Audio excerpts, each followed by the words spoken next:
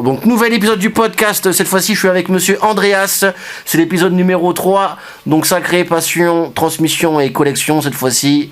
Donc, Andreas, comment ça va ? Très bien, je te remercie. Et merci de nous accueillir dans ta boutique. Merci à vous de votre visite. Que tu as ouvert il n'y a même pas si longtemps au final. 1 an maintenant, là, voilà. Premier anniversaire, absolument. Ouais. C'est l'anniversaire des 1 an. Donc, c'est un lieu où tu vends de la cassette audio, donc la cassette audio et de la VHS. Absolument. On se considère comme un disquaire généraliste. Exactement. Voilà, avec un petit peu de VHS, donc de cassette vidéo également.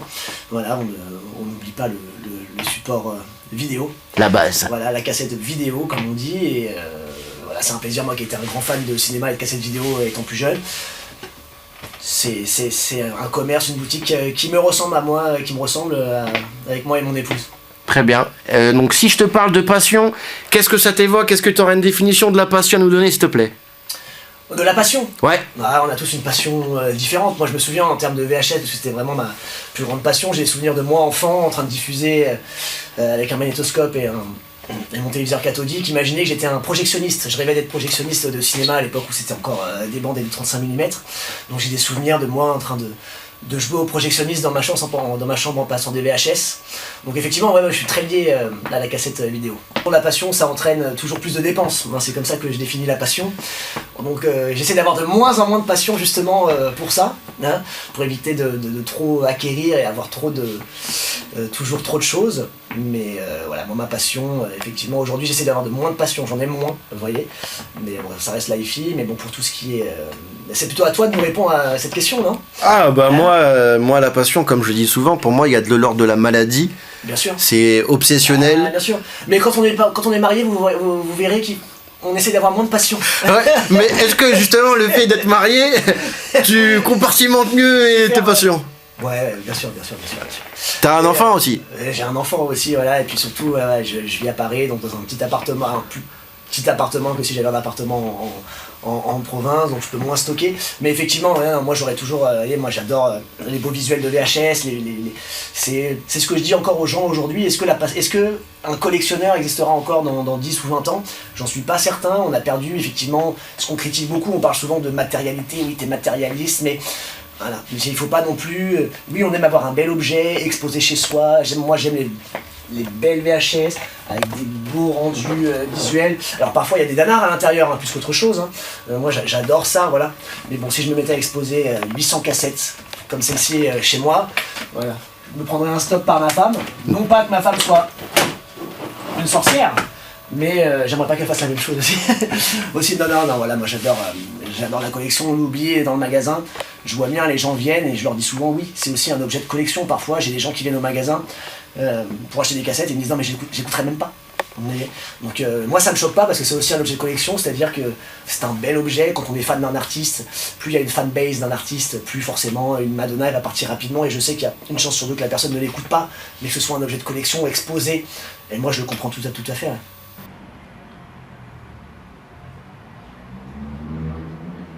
Est-ce que c'est quoi ton premier souvenir lié à la VHS ? Est-ce que tu te rappelles de la première cassette que tu as regardée étant gosse ? Ouais, bien sûr, avec certitude. Je peux pas te répondre avec certitude, mais ouais. Je pense que ça devait être des Walt Disney de l'époque. Ouais. Nous, enfants, on avait une VHS, une cassette vidéo, et on la regardait toute la journée, tous les jours de la semaine. Moi, j'ai bien évidemment, j'en suis quasiment sûr, Blanche-Neige et les 7 nains. Voilà, c'était la cassette qui fait pleurer, qui fait peur, plein d'émotions pour un enfant. Mais ouais, c'était Blanche-Neige et les 7 nains. Aujourd'hui, quand je regarde Blanche-Neige et les 7 nains, ça fait très daté, on sent que l'animation est très datée. Après, c'est le premier Walt Disney également, donc c'est pas forcément étonnant. Mais ouais, moi c'était Blanche-Neige et les 7 nains, j'ai des souvenirs du Roi Lion regardé en boucle, d'énormément de VHS regardé en boucle. Quand bien même on avait 20, 30, 50 VHS chez soi, c'est relativement peu dans le sens où nous, enfants, on les regardait vraiment en boucle et ça ne nous embêtait pas de les regarder en boucle. On prenait du plaisir, un film qu'on aimait, on voulait le regarder tous les jours. Ce qui a plus ou moins changé, hein. Moi je vois mon fils aujourd'hui avec tellement de choix. L'enfant aujourd'hui veut regarder des choses nouvelles tous les jours et moi ça me semble tellement étrange, tellement moi j'aimais quelque chose, j'avais une cassette et je pouvais la regarder tous les jours. Je rentrais de l'école avec l'envie déjà de regarder la cassette que j'avais vue déjà la veille. Donc oui, bien sûr, moi c'était quand même la première cassette pour te répondre, c'était Blanche-Neige et les 7 nains. Alors ouais, moi je sais qu'il y a un truc qui m'a souvent attiré sur la VHS, et même maintenant vu que j'en rachète, c'est les illustrations. Je trouve que les illustrations apprennent encore plus sens sur une VHS. Tu vois, il y en a, par exemple, les films d'horreur et d'épouvante, etc., je sais que souvent ça peut attirer l'œil parce que graphiquement il se passe quelque chose. Est-ce que toi, tu as des films que tu as voulu regarder ou que tu as regardé par rapport à ça? C'est-à-dire que tu as des versions différentes selon toi, la version que tu connais, par exemple française, SECAM, et tu vas avoir une version US NTSC différente. Ouais. C'est comme ça dont tu voulais parler, mais moi c'est ça que j'ai entendu. Pour te montrer l'imagerie. Ce qui change vraiment, de toute façon, ça reste le format. Faut juste que je le retrouve. Là, c'est La Main qui tue. Alors moi, c'est un film que j'aime beaucoup, que je regardais toujours à Halloween.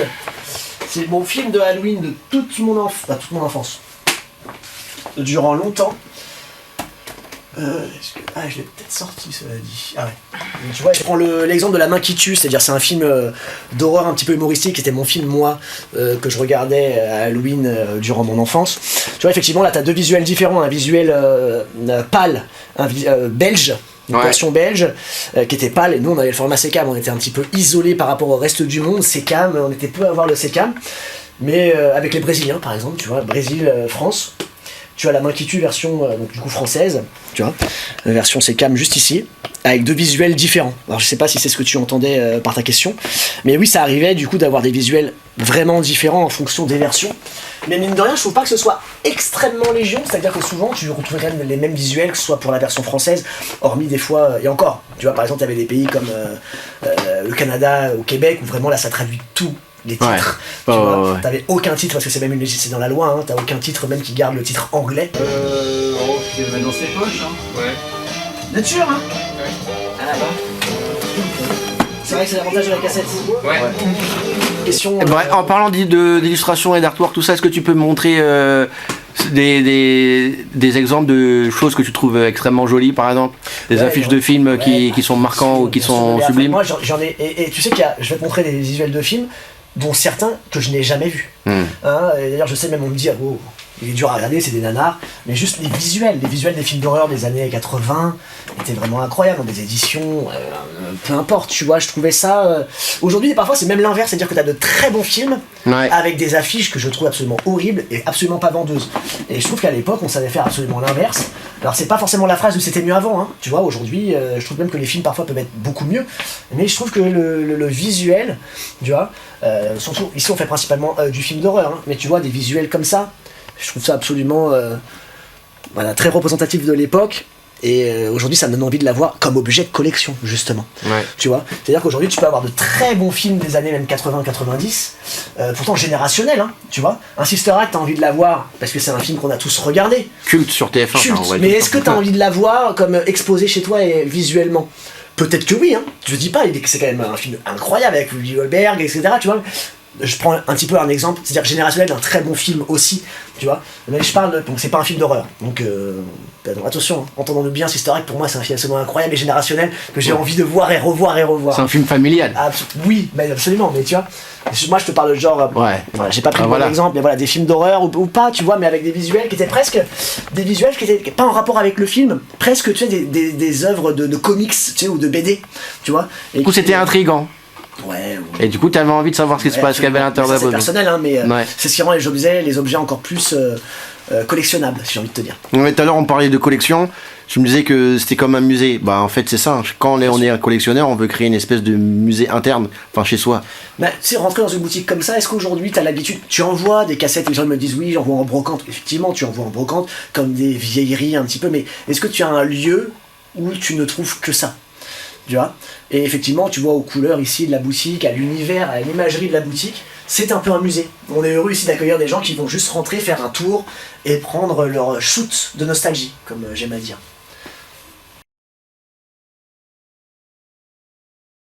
Faut resituer pour les gens, genre la VHS, c'est l'une des premières fois, enfin je trouve que avant, tu vois, quand tu voyais un film, tu sais pas si t'allais le revoir, etc. C'était que au cinéma. La VHS a permis, même la Betamax, c'était l'ancienne de la VHS et tout, le concurrent direct, ça a permis aux gens d'avoir le cinéma chez eux.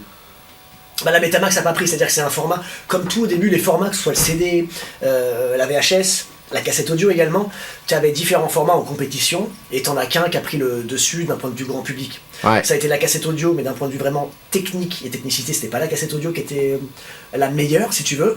La Betamax, d'un point de vue technique, était mieux que la VHS, mais si tu veux, le grand public, c'est Philips qui a gagné, par exemple, pour la cassette audio. Il y a toujours un format qui va gagner. C'est pareil pour n'importe quelle technologie. T'as pour les téléviseurs, quelle technologie va l'emporter, le LCD, le mini OLED, l'OLED, à la fin, il y en a toujours un qui gagne. Pour la VHS, c'était Betamax, c'était Sony, et après, les VHS, c'est JVC. Absolument. Il y a toujours un format qui l'emporte, ça a été la VHS. Pourtant, elle avait bien des lacunes par rapport à la Betamax, mais il y a toujours un format qui l'emporte.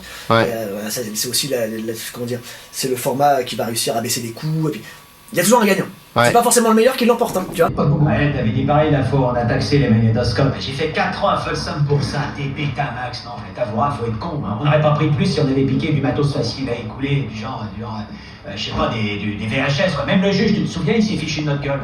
Tout le monde peut se tromper. Tu vois là par exemple, t'as l'exemple d'une Betamax, tu vois, format normalement techniquement meilleur quand même qu'une VHS, mais qui n'a pas pris au final. Voilà, ça a été le grand perdant entre les deux supports. Voilà. Mais tu peux toujours trouver des magnétoscopes Betamax et des films en Betamax, mais effectivement, n'ayant pas remporté, si tu veux, la bagarre, le marché, ça reste très minoritaire, tu vois. Ouais, et voilà, c'est ça que je te disais. Moi, j'avais pas de notion de ça, mais tu vois, par exemple, beaucoup de films n'avaient pas pour but d'être après commercialisés chez les gens. Par exemple, Spielberg, quand il a fait E.T., je sais que tu adores ce film, Spielberg au départ ne voulait pas commercialiser E.T. en Betamax. Finalement, ils ont vu qu'il y avait un manque à gagner énorme et ils ont produit une tonne de VHS. Et ça a été l'un des plus grands succès, je crois, les premières années. Dans l'histoire, si tu veux, à l'époque, ça sortait déjà au cinéma. Ouais. Et si tu veux, ça a été un marché énorme, le marché du VHS. La VHS, t'as les plus grands succès VHS, le Roi Lion. C'est-à-dire que t'as même eu des succès, des échecs assez phénoménal en salle, qui se sont transformés en succès planétaire de par leur sortie, si tu veux, sur le support VHS. Ouais. Voilà. La VHS a été aussi, comme pour la cassette audio, ça a été le début aussi de, entre guillemets, ce que j'appelle le piratage, surtout pour la cassette audio, mais on enregistrait les films, tu avais des magazines, télécassettes voilà. Et d'autres également qui permettaient d'enregistrer. Avec le magnétoscope est arrivé, ça permettait la programmation d'enregistrement à la télé. Alors effectivement, tu avais des pubs, etc. Mais ça a été une révolution, si tu veux, pour même. En fait, au début, l'industrie, ça a été expliqué, c'est pas moi qui l'expliquera le mieux, mais ça a été au début plutôt vu comme. Un petit peu comme le piratage ou le streaming aujourd'hui comme un danger pour l'industrie cinématographique qui s'est transformé, si tu veux, en énorme atout. Voilà. Donc effectivement, tu as des films qui ont connu le succès grâce aux sorties sur support VHS. Voilà. Okay. Ça a révolutionné, c'est-à-dire qu'avant la VHS, si tu veux, ça n'existait pas. Aujourd'hui, on connaît le DVD, le 4K, mais si tu veux, avant la VHS, rien n'existait. Ça a été le premier support qui a fait qu'après la sortie cinéma, tu pouvais retrouver le film. Très bien. Hormis des bandes, si tu veux, en 8 mm ou etc., disponibles dans les foyers qui étaient très rares. Mais ça, fallait avoir un peu plus d'argent aussi pour avoir ce genre de voilà, et support. t'avais des petits courts-métrages en 8 mm, mais voilà. T'avais pas te retrouvé avec le Roi Lion en 8 mm, avec une bande comme ça, si tu veux. On va pour reconstitualiser pour les gens, parce que tu vois, on est en 2026, et des fois, on oublie certaines choses. Par exemple, tu vois, le coût de la VHS, c'était énorme. J'ai vu, tu vois, que c'était pas pour tous les foyers, c'était pas pour tous les porte-monnaies. Le fait d'avoir eu des choses comme le vidéoclub, ça a permis à pas mal de gens qui n'avaient pas les moyens de se procurer des cassettes ou une cassette VHS de voir des films. Ouais, alors pour te répondre à la question, moi je suis vraiment un enfant de la VHS, plus que de la cassette audio, tu vois, parce que vraiment la VHS, je trouve qu'elle est restée. Moi je suis plutôt un enfant du CD, quoi qu'il en soit. Je suis de 89 comme toi. Exactement. J'ai connu vraiment la révolution. Tu vois. Et effectivement, quand je réfléchis, la cassette audio a disparu plus vite de nos foyers que n'a disparu la VHS. Mais les sont restés dans les foyers. Le DVD, je me souviens à l'époque, coûtait, pour te dire, parce que moi j'ai le souvenir de mon grand frère qui avait volé dans le portefeuille de mon père pour acheter des DVD. À l'époque, un DVD c'était de l'ordre de entre 60 et 80 euros au tout début. Donc t'imagines le prix. Au début, quand c'est sorti, ça s'est démocratisé avec le temps. Le DVD aujourd'hui est au plus bas, t'as un DVD pour 1 euro. Le DVD c'est du 480p aujourd'hui, hein. C'est absolument plus que médiocre. Mais à l'époque, ça a révolutionné absolument notre vision de regarder un film, c'est vrai. Mais pour ce qui est de la VHS, du coup, étant quelque part trop jeune, n'ayant pas les notions de prix, tu vois, avec comme on a connu également le franc et l'euro et qu'on est dans cette période-là, je peux pas te dire et te répondre avec précision, je veux pas te dire de bêtises, mais effectivement, oui, on allait tous au vidéoclub, on allait louer, c'est-à-dire qu'à mon avis, acheter, c'était pas si peu cher que ça. Ouais, c'était pas pour tout le monde. Et puis, moi j'ai des souvenirs, pour te dire, nous on habitait en banlieue, on allait, et on a vu j'ai vu les vidéoclubs fermés, ça a été vraiment très compliqué parce que c'était notre sortie. Moi avec les amis, à l'époque, comme je dis souvent, on étouffait dans notre chambre. Tu vois, à l'époque, nous, dans notre chambre, si on fallait rester dans notre chambre, c'était une punition. On voulait sortir, aller rejoindre les amis au parc, c'était ça notre bien-être. Aujourd'hui, les jeunes, c'est l'inverse. Sortir est une punition. Parce que là, chez eux, ils peuvent... Mais même surtout sur leur téléphone. Chez eux, ils peuvent commander à manger, regarder des films presque, entre guillemets, ils ont l'impression en illimité, ce qui n'est pas le cas. Ils peuvent commander à manger, regarder des films, écouter la musique, n'ont plus besoin de sortir de chez eux. Nous, on étouffait dans notre chambre, on voulait sortir. Et une des bouffées d'air frais, c'est d'aller au vidéoclub. Tu vois, on récupérait la petite étiquette si le film était disponible ou pas, et on choisissait un film tous ensemble et on le regardait tous ensemble. Familial, c'était un rassemblement comme je dis tout le temps. Bien sûr, et on avait même, moi je me souviens, j'ai le souvenir des vidéos futures. Pourtant c'est la grande franchise de base, mais pour moi c'est les souvenirs des vidéos futures. Et c'était vraiment un moment à passer ensemble. Même des fois, on y allait un peu comme moi, je prends l'exemple pour cette boutique que j'ai ouvert, des boutiques de jeux vidéo que je considère comme des temples. On aime y aller, se balader, juste pour regarder parfois sans rien prendre. Tu vois, c'est aussi ce genre d'endroit un petit peu bonheur et des paysans, tu vois, des endroits qui font plaisir. Tu vois, petite anecdote vraiment rigolote, parce que je le pense vraiment. Toute ma vie, j'ai vu dans les vidéoclubs, tu sais, le fameux rideau avec les pornos, tu vois. Non, je le raconte parce que c'est important. Et je me suis toujours dit, un jour j'aurai 18 ans et je pourrai passer enfin au travers. Chose que je n'ai jamais connue, finalement, parce que les vidéoclubs avaient fermé avant que j'ai 18 ans, ils ont tous fermé, tu vois. Alors ils ont essayé, tu sais, les vidéoclubs automatiques, distributeurs, qui a jamais pris finalement, ça, voilà, j'ai jamais vraiment connu. Mais pour revenir sur ce que tu dis sur, tu vois, on parlait de commercialement, ce qui a aidé la VHS à connaître le succès, c'est de 1 les films d'horreur et de 2 le porno. Le porno a contribué énormément au fait que la VHS soit... On rigole, mais c'est les deux genres qui ont vraiment propulsé la VHS. Parce que, encore une fois, moi je peux pas trop parler du porno parce que j'étais trop jeune et donc j'ai jamais vraiment connu, mais effectivement, encore aujourd'hui, nous, tu vois, on vend principalement de l'horreur et des grands classiques. Les Goonies, Retour vers le futur, pas tout, et du film d'horreur, c'est-à-dire qu'il y a encore un intérêt. Vraiment, on voit aujourd'hui dans le cinéma actuel, l'imagerie de la VHS reste ancrée au support VHS. Encore aujourd'hui, le film d'horreur, c'est pas prêt de lâcher ça. Un petit peu comme dans la cassette audio, la mixtape, le rap, tu vois, est lié au mouvement, ou Ghetto Blaster, etc. T'as des mouvements qui sont plus dans l'imaginaire. Mais oui, effectivement, le porno, moi j'ai déjà vendu quelques sextapes ou ce genre de cassettes, et elles ont un intérêt vraiment énorme. Je me rappelle pour les collectionneurs. Il y avait celle de Pamela Anderson. Absolument, c'est celle-ci que j'ai vendue. Nous aussi, on fait pas vraiment de porno, si tu veux, parce que bon, j'ai pas envie que l'imagerie, si tu veux, l'image soit. Ça me dérangerait pas, mais tu sais, j'ai pas envie qu'on puisse tomber normal. un porno. Mais voilà, quelques exceptions, voilà, je peux faire, mais effectivement, oui, c'est très lié au mouvement. C'est pas. Il faut en parler du porno parce que c'est très lié à la cassette vidéo. Au succès de la cassette vidéo. Bien sûr. Est-ce que tu peux rappeler aux gens qu'est-ce que ça signifie VHS, s'il te plaît? Vidéo home system, tout simplement. Voilà. Si tu me demandes la définition précise de la VHS, je préfère ne pas te la donner. Non, mais déjà sur raccourci, ça en dit long. Le fait de, comme on disait tout à l'heure, le fait de avoir le cinéma chez soi.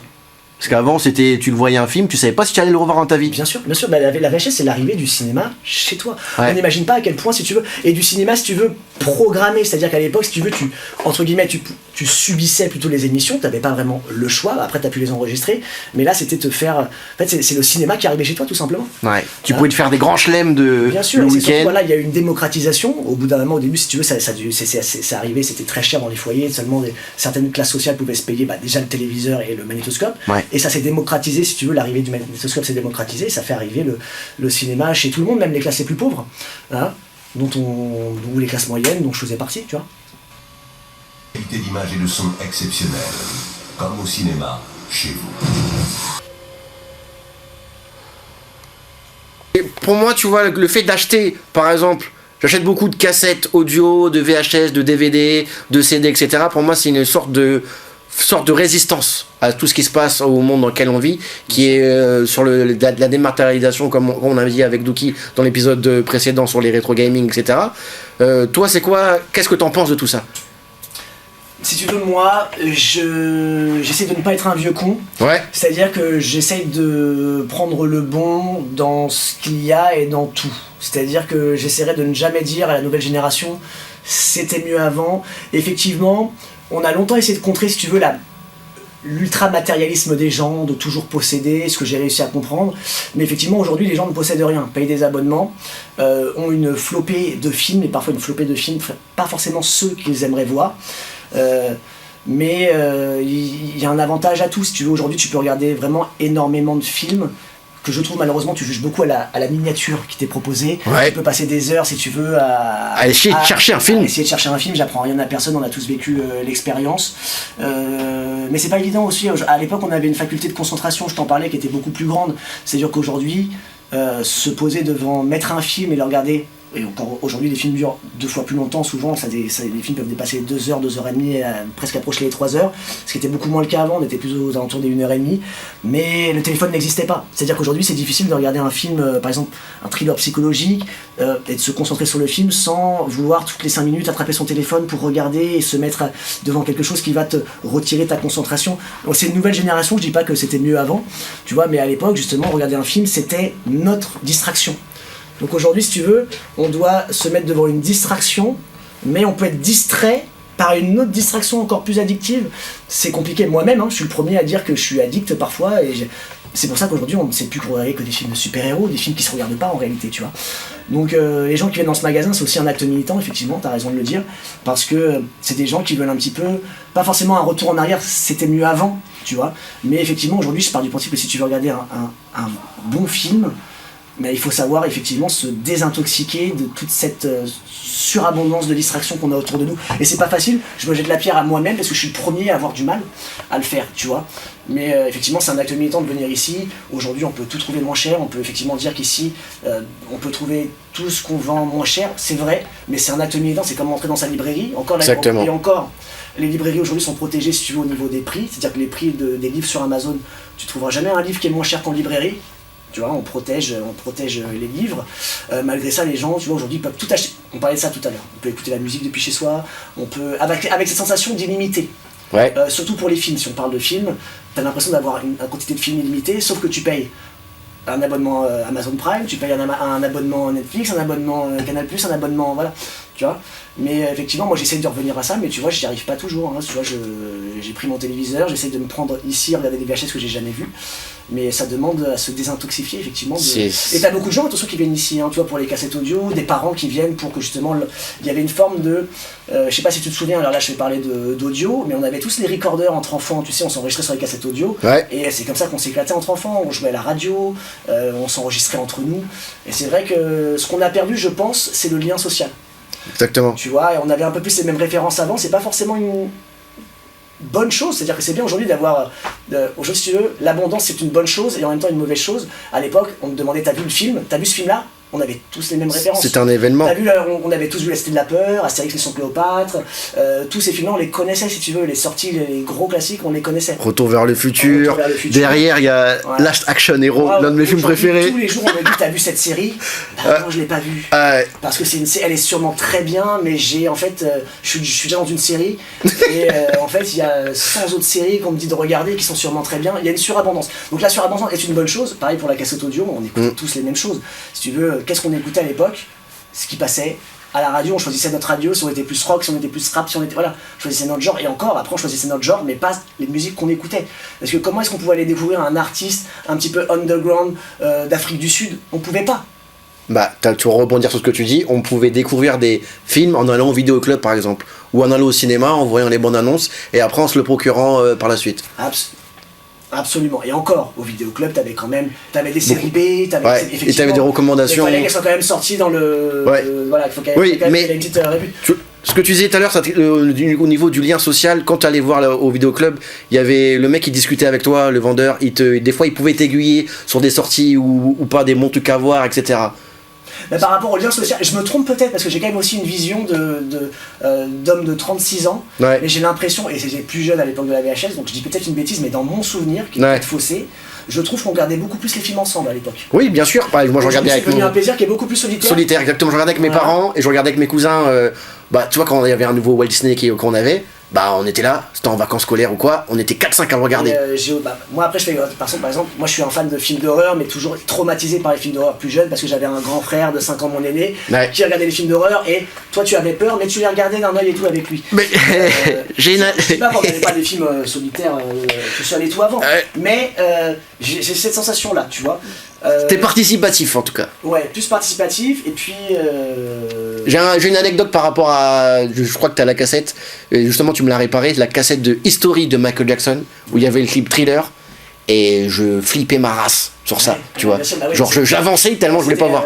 Thriller, c'était déjà je pense qu'on l'oublie pas, je dis ça, on l'oublie pas. C'était une super production hollywoodienne, Ouais. Thriller. Bah c'est le mec qui a fait le loup-garou à Londres ou je sais pas quoi, le réalisateur, là, comment ça s'appelle le film. C'est loup-garou, c'est un gros réalisateur de film. Je connais pas le nom du réalisateur, je pourrais pas te le donner. Mais carrément il y avait les VHS du making of qui est sorti, etc. On connaît tous le making of, Voilà. Thriller, Qui est sorti en cassette et tout. Bien sûr. Est-ce que tu peux nous montrer, je sais que t'as la VHS de making of de Terminator 2, s'il te plaît. Bien sûr. À nous sortir.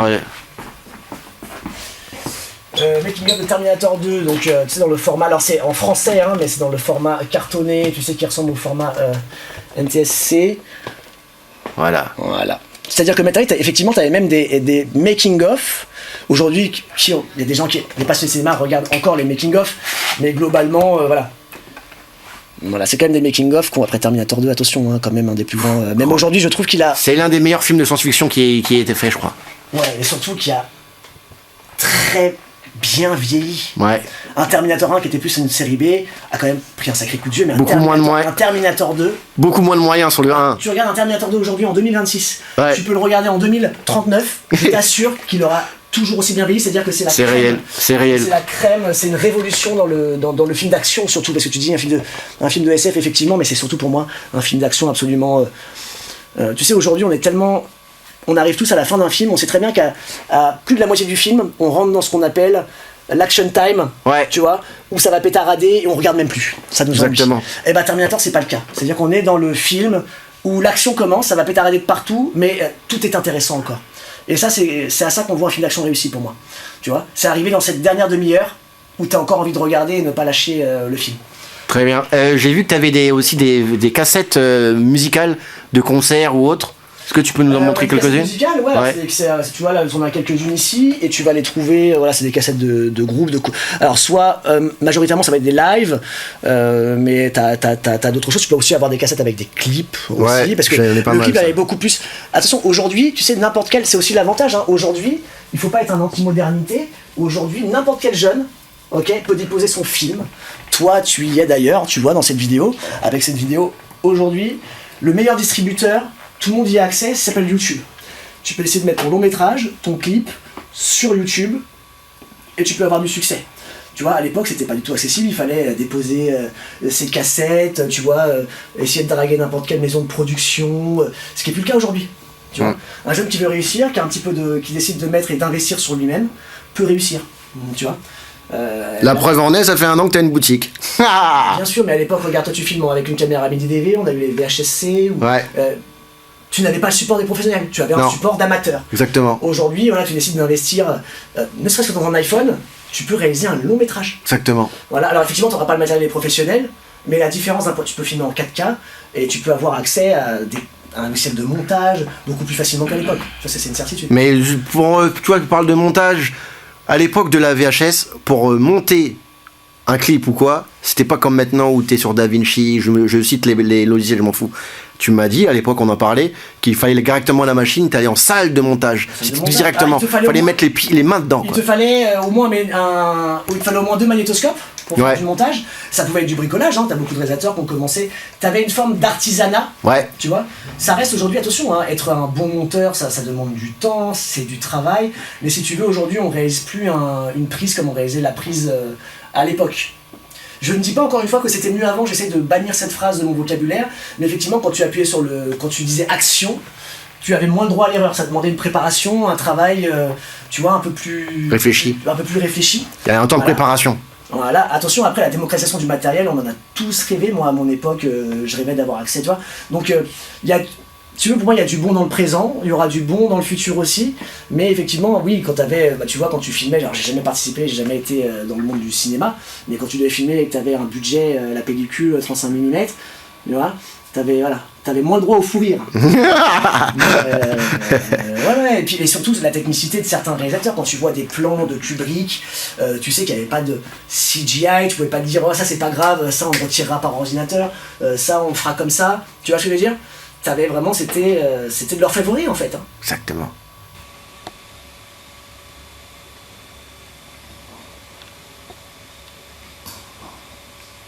Voilà. Et surtout, l'importance, tu vois, de ce genre de support, c'est que là, on est sur du Prince, par exemple, moi qui adore un Prince, c'est que c'est important quand tu es fan d'un artiste de le posséder. Ouais. Que ton artiste soit avec toi. Exactement. Donc aujourd'hui, quand tu es fan de Prince, aujourd'hui, tu vois, il était pas sur les plateformes, mais depuis sa mort, tu peux le retrouver sur les différentes plateformes. Bah en fait, de toute façon, c'est un petit peu ce qui se passe ici. Plus un artiste a de succès, plus il est collectionné, plus tu as envie d'avoir ses cassettes, c'est un objet de collection, tu as envie de l'avoir auprès de toi. Alors moi, j'aime beaucoup d'artistes, j'essaye de ne pas être fan d'un artiste justement pour ne pas tomber dans cette spirale, mais je comprends totalement les gens qui sont dedans. Ah, on parle de névrose carrément, moi je sais que j'ai des gros problèmes avec ça. Bien évidemment. Je veux donc tout posséder. si tu veux, aujourd'hui, on est dans une génération qui fait du mal aux fans, tu vois. Et effectivement, avec notre boutique, et c'est ce genre de boutique qui fait du bien, de pouvoir retrouver, se rapprocher toujours, se rapprocher de l'artiste que t'aimes tant, tu vois. Ah, tu vois, les boîtiers de VHS, il n'y en a aucun qui a la même taille. C'est un sacré truc. Changer un boîtier de VHS, c'est toujours... c'est jamais une mince affaire. Tu vois, en fonction des boîtiers, tu vois, t'as pas un boîtier qui est forcément pareil. T'as des boîtiers standardisés un peu européens, mais quand bien même, hein, tu vois. Pas européen. Non, c'est toujours une vraie mission de changer un boîtier. J'ai vu que t'avais les Tortues Ninja en VHS là. Ça c'est culte aussi Ninja, en VHS. Alors, je me souviens, pour te dire, et l'anecdote, si tu veux une anecdote, je me souviens être allé voir le Tortue Ninja. J'étais beaucoup trop petit, donc j'étais avec mes deux frères. Je me souviens que du film, je me souviens que d'une chose. Pour la première fois de ma vie, on s'était assis au premier rang. Et étant jeune, je me souviens d'un torticolis, d'un mal de tête, l'écran trop grand. Ah ouais. L'écran trop grand, l'image trop grande et une mauvaise expérience de film. Et aujourd'hui ça a plutôt changé, j'aime être devant au cinéma et tu vois. Mais à l'époque ça a été un sacré traumatisme. Par contre je me souviens plus du tout du film. J'étais beaucoup trop jeune, mais j'ai ce souvenir de mauvaises expériences dans une salle de cinéma. Tu sais qu'ils ressortent là en cassette, les trois. Ils ressortent en VHS là, à la fin du mois. Ah ouais. Il y a un Américain qui fait ça. Non, je l'ignorais. Donc là tu vois t'as un rembobineur, t'en trouves assez facilement, hein, tu vois. Donc là t'as juste la partie mécanique, c'est un rembobineur tout simple, tu vois. On a pas fait. Donc là attends, parce qu'elle était déjà. Vous noterez le petit son typique. Hop, on va le rembobiner du coup parce qu'elle était en fin de bande. Savoir qu'à l'époque c'était vraiment très mal vu et très mal poli de ne pas rembobiner une VHS. Ouais, je suis d'accord. Donc voilà, avant de la ramener au vidéoclub, il fallait la rembobiner. Il y avait un sticker écrit. Ouais, parfois il y avait les boîtes aux lettres. Quand tu revenais, tu la mettais dans le. Oui, le film avec Mos Rewind. Avec Mos Def. Avec Mos Def. À l'ancienne. Franchement, Il y a pas longtemps. Mais gros, il m'a rien raconté quoi. Ils ont fait un exception de ça. Attends, Du coup là ça fonctionne là. ouais, utilise le maïs, regarde. Ici t'as stop, là ça s'ouvre, petite musique. Et là soit tu le rembobines, enfin tu l'avances rapide. Soit tu la rembobines au début. Voilà, tout ça pour pouvoir retirer la moisissure de vos cassettes. Elles ne sont jamais mortes. Hein. Alors ouais, plus le rembobinage se fait rapidement, plus bien sûr plus la moisissure. Voilà, c'est la bonne vieille solution de grand-mère pour retirer Exactement. la moisissure sur vos bandes. Mais sans quoi effectivement, si vous voulez une solution professionnelle, vous avez des entreprises qui vont vous proposer vraiment des nettoyages de bandes professionnels. Là effectivement, mais qui auront un certain coût. Exactement. Là on est sur l'artisanat qui suffit amplement pour la maison. Donc voilà, c'était le tuto d'Andreas. Merci Andreas. Avec grand plaisir. Quelle est la cassette de tes rêves, la VHS de tes rêves, celle que tu rêves d'avoir ou que tu veux acquérir? Bah sincèrement je crois que c'était la version US de Doom Generation que j'ai vendue et que j'aimais beaucoup. Que c'est un film d'Araki que j'aime beaucoup, donc j'ai eu la chance de voir passer beaucoup de cassettes donc je rêvais et que j'ai eu, donc j'ai plus vraiment de cassettes de rêve. Et moi mon film préféré c'est Arsenic et Vieille Dentelle, un vieux film de Capra aussi, que j'ai déjà eu aussi en version en VO originale. Donc non j'en ai plus vraiment, mais j'ai toujours des beaux plaisirs à acquérir en VHS, ça changera jamais. Le dernier plaisir que tu as eu à acquérir du coup c'était quoi? À ta dernière quête que tu as réussi c'était quoi? Moi maintenant j'aime bien tous les imports US. Ah ouais. Ouais, tous les imports US et parfois même des films que j'ai jamais vus. Tu vois, moi, bon, j'arrive à comprendre l'anglais, mais si le film n'est pas sous-titré, ça va être quand même compliqué. Mais ouais, c'est tous les formats, tous les imports un peu US et les films un peu compliqués à voir, notamment les films d'horreur qui valent déjà beaucoup, même en import et même aux États-Unis sans import. Mais ouais, aujourd'hui c'est vraiment les formats US qui me plaisent énormément, ouais, c'est vrai. Et j'aurais toujours du plaisir à trouver un Gremlins, les Goonies, un coffret Retour vers le futur. Vraiment les films ultra générationnels. Après en film vraiment un petit peu, moi je t'ai déjà dit Doom Generation. En fait, je crois que je peux pas répondre à cette question parce qu'en fait justement, ce qui fera le film que je serais heureux d'avoir, c'est un film en fait pour lequel je vais pas m'attendre à l'avoir. C'est l'inattendu quoi. C'est l'inattendu. Voilà. Oui. C'est un film pour lequel j'aurais pas pensé, j'aurais jamais imaginé en fait. Tu vois ce que je veux dire? Donc en fait j'ai pas vraiment la réponse. Ok. Et... C'est le film qui va me surprendre en fait. Là, justement là les films que je te donne c'est des films un peu ultra communs et générationnels. Et c'est pas le film que j'ai adoré mais là j'ai pas la réponse, je peux pas te le donner en fait là. C'est le film qui va te trouver quoi. C'est pas toi qui va trouver le film. Exactement, c'est le film qui va me trouver. Et est-ce que tu peux me parler un peu des VHS VO sous-titrés s'il te plaît? C'est assez rare ça. Est-ce que tu peux m'en parler un peu? Bah oui, nous en France c'est vrai qu'on était la France a fait le choix de la version française, de la VF, ce qui n'est pas le cas d'autres pays à côté de chez nous, hein. Je crois que c'est le cas de l'Italie ou enfin de la Suisse. Bon alors eux ils ont plusieurs langues dans leur pays, mais même les Belges, nous on a fait le choix de la VF et c'est vrai qu'on a grandi avec la version française. Ce qui fait même que des fois je veux regarder des films de ma jeunesse et j'ai du mal à les regarder en VO parce qu'en fait j'ai encore le fait d'avoir grandi avec les VF qui m'accompagnent. Une voix comme Eddie Murphy par exemple. Iconique sa voix. Je peux regarder un Eddie Murphy tu vois en VO, mais j'aurais toujours la nostalgie de mon Eddie Murphy, la voix d'Eddie Murphy qui est morte hein, d'ailleurs. Ouais. Mais c'est comme Bruce Willis aussi. Voilà. Mais ouais du coup les VHS en version française. Les VHS en version en VO étaient beaucoup plus en VO ST étaient beaucoup plus rares. Mais c'est vrai qu'on en a, moi j'adore en acheter et en avoir le plus possible. Et aujourd'hui, tu vois, si on regarde, ça dépend c'est quel team tu es. Aujourd'hui, quand même, majoritairement, je pense que les gens regardent en VOSTFR. Mais ouais, j'essaie d'en avoir le plus possible. Et j'adore redécouvrir les films en VHS. Déjà, le grain d'image, déjà, alors effectivement, on regarde pas tout en VHS, mais un vieux classique, un film, faut savoir qu'on reste plus près. Comme je dis pour l'audio, Master d'origine à l'époque tout était filmé en pellicule, donc en 35 mm. Donc en restant sur la VHS, on reste sur de la pellicule, donc au plus près si vous voulez du format d'origine.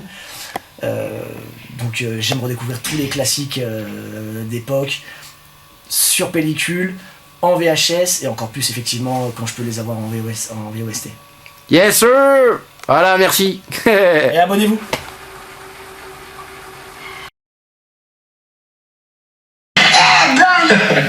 Génial! Génial! T'es fier de moi? Ouais!